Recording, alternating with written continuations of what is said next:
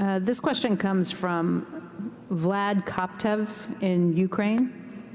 He says, capitalization of cryptocurrencies approached that of Berkshire and Apple last year. And clearly, the idea behind crypto will affect conventional banking groups where Berkshire is a shareholder. You always say you didn't go into too much detail to obtain an understanding on cryptocurrencies. So what factors caused you to say that it's a bubble?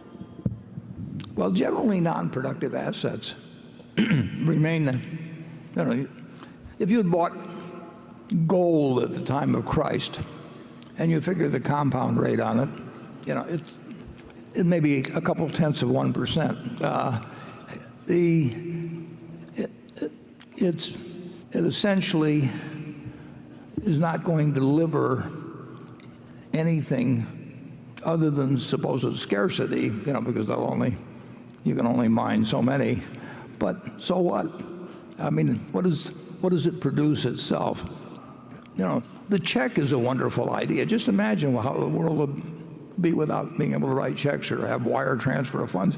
But it doesn't make the check intrinsically itself worth a lot of money. And if you said you can't use something called check with a little piece of paper, you'd do something else to transfer money.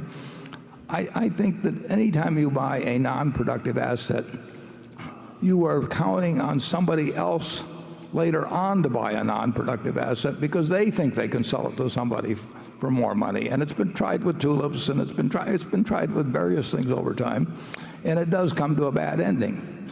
I mean, you have a hard time. You can think of raw land. I mean, the Louisiana Purchase was, say, $15 million for 800,000 or so square miles of land. In fact, you're sitting on land that came with the Louisiana Purchase, and so what we paid $20 a square mile, and 640 acres in a square mile, and you're down to 3 cents or something. So that was a pretty good purchase of what was then a non-productive property. But it depends. But it's very hard.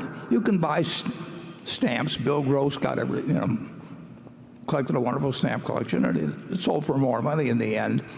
But it's dependent on somebody else wanting to buy, hoping they will sell it for more money, and so on. And in the end, you make your money out of productive assets. If you buy a farm, you try to estimate what the crops, what amount per acre of soybeans or corn or whatever may be raised, and how much you have to pay the farmer that farms it for you, and what your taxes will be, and various things. And you make a conclusion based on what the asset itself will produce over time. And that's an investment. When you buy something because you're hoping tomorrow morning you're going to wake up, and the price will be higher, the only reason, you need more people coming into it than are leaving. And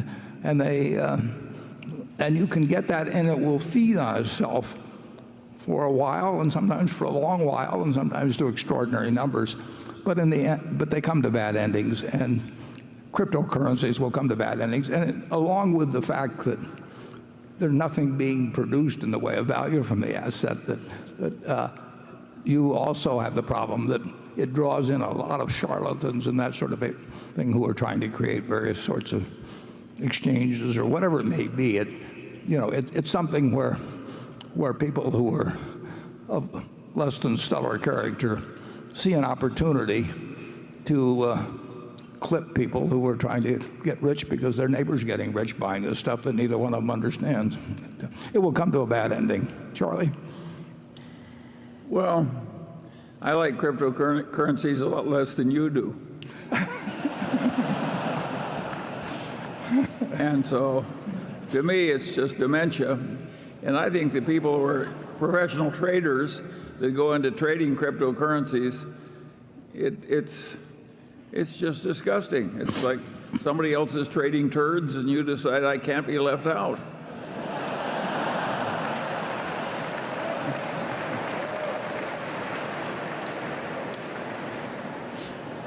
To the extent that we're being webcast around the world, I hope some of our stuff doesn't translate very well, actually.